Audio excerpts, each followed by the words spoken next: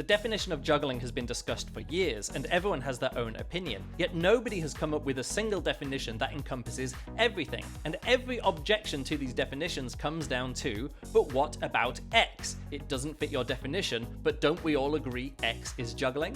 To withstand that kind of objection, we actually need two definitions of juggling. One is able to include almost anything as juggling, and the second is able to exclude everything that isn't juggling. So for the sake of clarity, this video is going to be in two parts. Part 1 will be a cultural definition, and part 2, later on in the video, will be a technical definition. And before we begin, I'm not going to be considering the word juggling as a metaphor, nor how it relates to things analogous to juggling. Also, if you have a narrow use case, like a juggling competition, the definition of juggling can be as specific as needed to make one person win and another lose. But these rules can't apply to the general usage of the word. What do people mean when they say the word juggling? When asked, is this juggling? What physical and cultural factors make them reply, yes, that is juggling, or no, that isn't juggling? To introduce this idea, let's look at world religions. What distinct characteristic do they all have in common?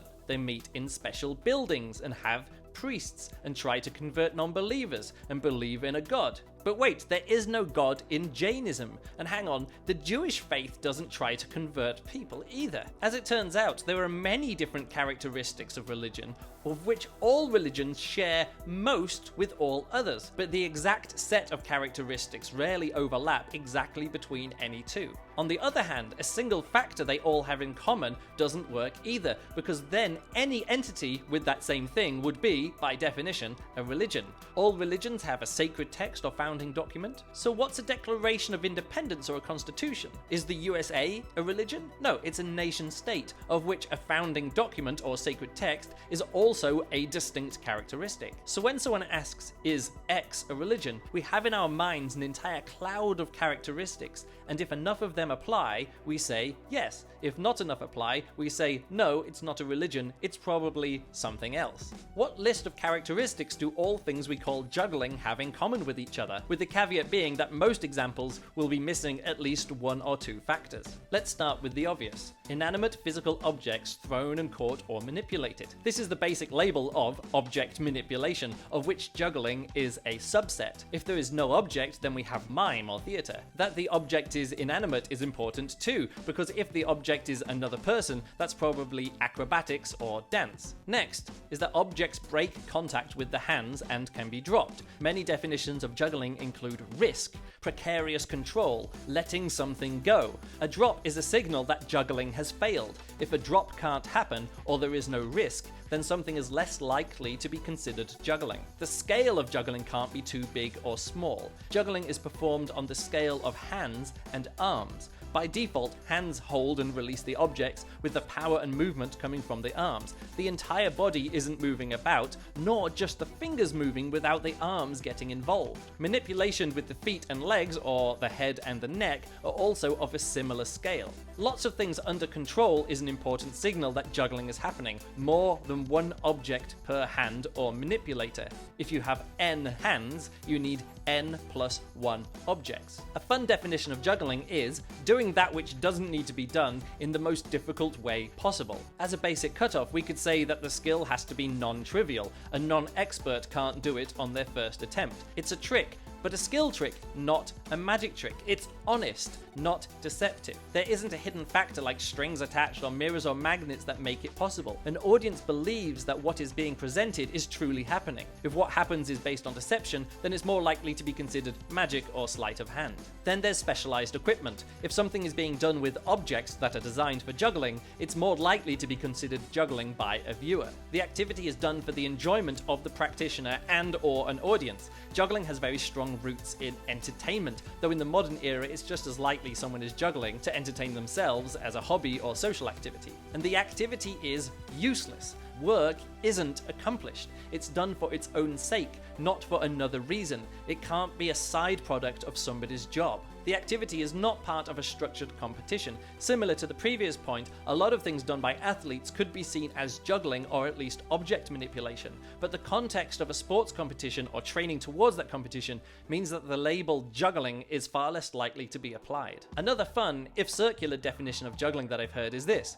juggling is what jugglers do and non-jugglers don't do. This means that the person doing the activity self-identifies or is otherwise identified as a juggler more strongly than another role, and this characteristic has special weight. There are lots of activities that would match every other characteristic but isn't done by an identified juggler. It's a social concept in its own right, with its own distinct history, practice, scene, and terminology. Many disciplines began with jugglers performing on stage and they remain part of juggling culture. Other disciplines would be indistinguishable from juggling if done by a juggler on stage, but just happen to come from a different world. Just consider how many activities are appended with the term freestyle to mean not according to the rules of the sport, but what's fun to do and watch. Now describe Jackie Chan.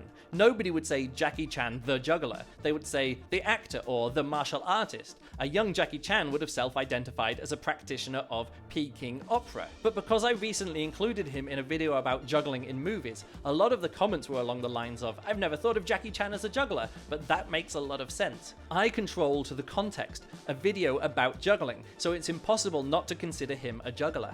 If someone sees an activity and it matches all of these characteristics, then it's definitely going to be called juggling. If one or two is missing, almost certainly still juggling. If four are missing, then it's on the edge, and there will likely be another social phenomena with another set of partially overlapping characteristics where it fits better. Let's take club swinging as an example that's right on that edge, and let's consider some club swinging with just 2 clubs and no throws, so there's no risk of a drop. This is object manipulation. It's the right size, there's skill involved, it's not deceptive, but now we have some other questions to answer. Is it done by a juggler using juggling clubs in an entertainment venue?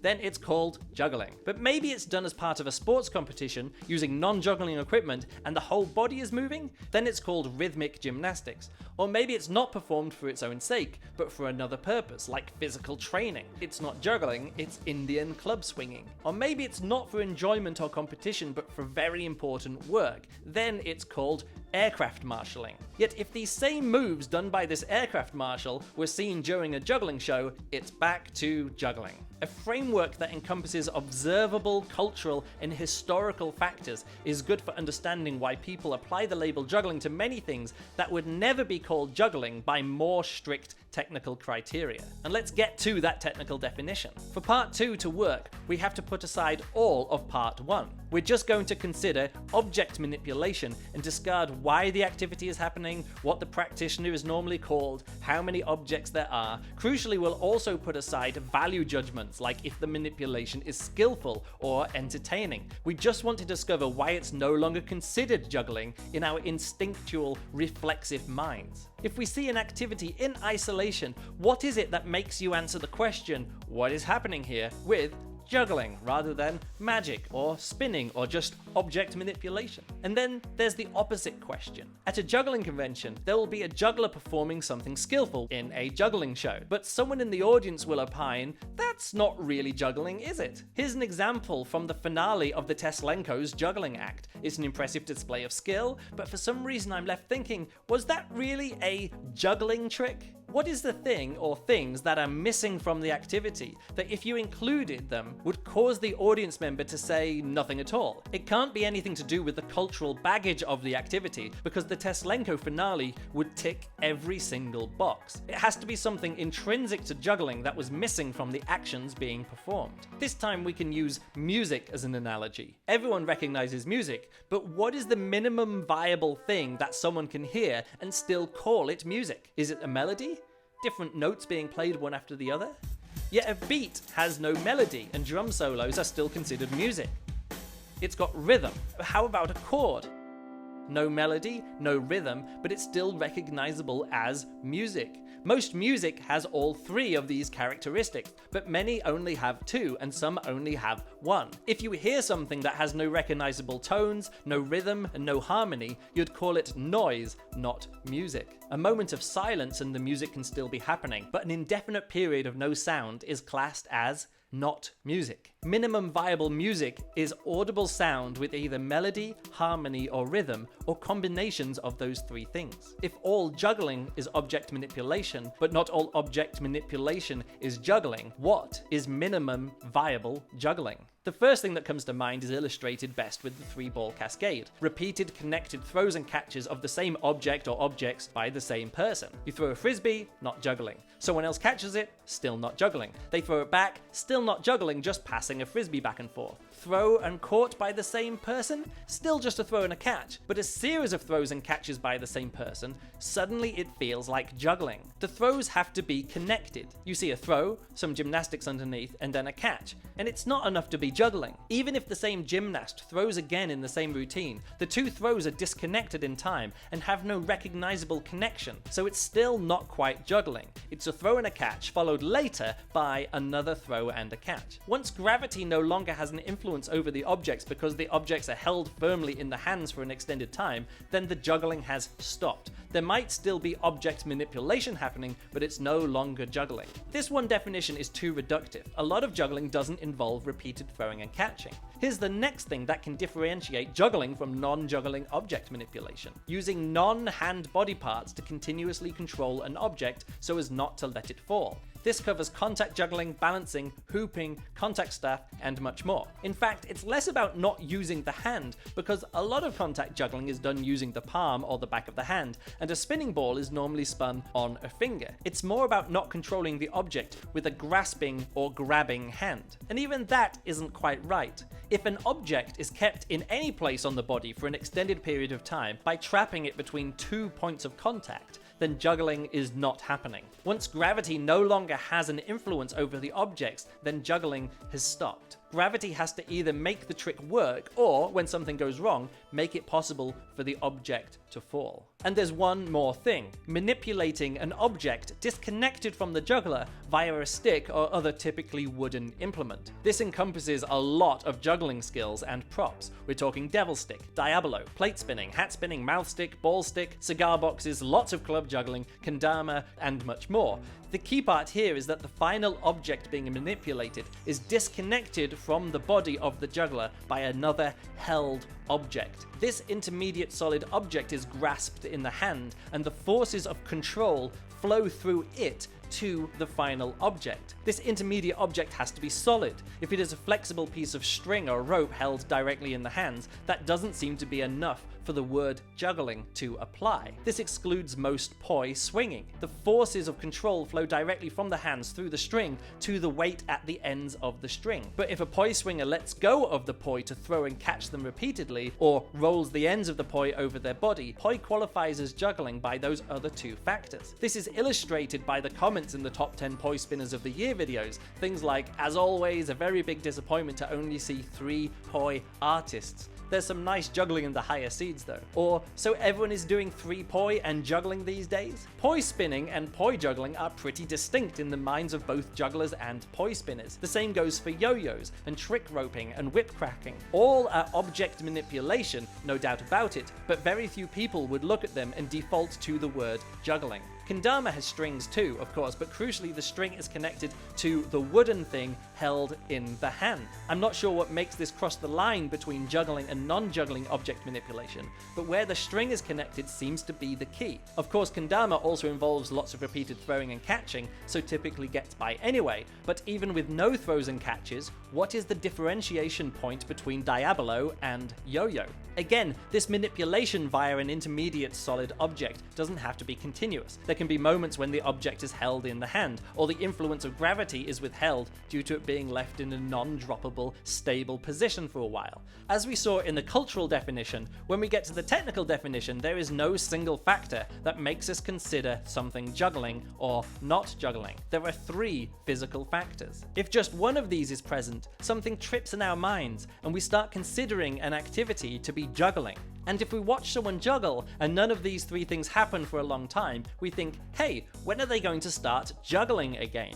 Strangely enough, these three things sometimes exclude each other. If an object is being balanced on a non-hand body part, it isn't being thrown and caught repeatedly, and it isn't being controlled via an intermediate object. However, this is only if you reduce the action to a single moment, or to a short enough span of time. Remember, juggling is never based on any one of these things continuing indefinitely. There will always be a moment of time between throws and catches, between contact with a wooden stick, and between body rolls and balances. If you want to make sure your juggling is unambiguously juggling, make a trick or pattern or routine that involves all three. On the other hand, if you want your juggling to be ambiguous, this framework opens up some interesting areas for research. For example, how stiff does a rope have to get before it is no longer considered rope and instead considered a solid object? We can use this framework to examine edge cases. What happens if you throw something and don't catch it again? How long can something roll for the juggling to end? What is the difference between a science demonstration and a juggling act?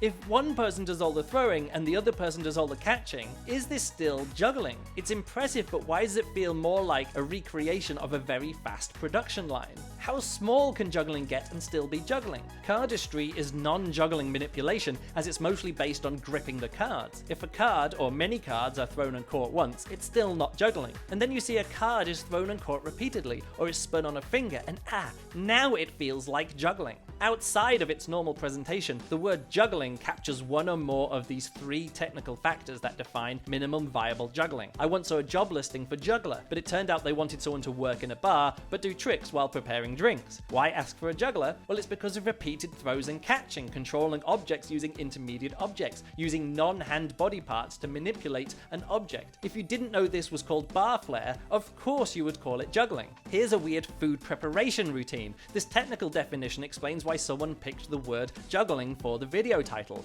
Ice cream on a stick, that's juggling. This other video, with more trickery and less stick, was called magic. In conclusion, the next time you hear the word juggling, you have two frameworks to determine exactly why that word was used. It's probably due to the cultural definition of the word, with all of the useful shortcuts that provides. But even if every single cultural aspect is in place, and you still feel like saying, hey, that wasn't juggling, now you know exactly which three things were missing, and if any one had been present, you'd be satisfied and call it juggling. Thanks for watching, and if you want to see more videos like this in the future and support all the other juggling things I make and organize, please consider supporting me on Patreon by going over to patreon.com/Luke Burridge.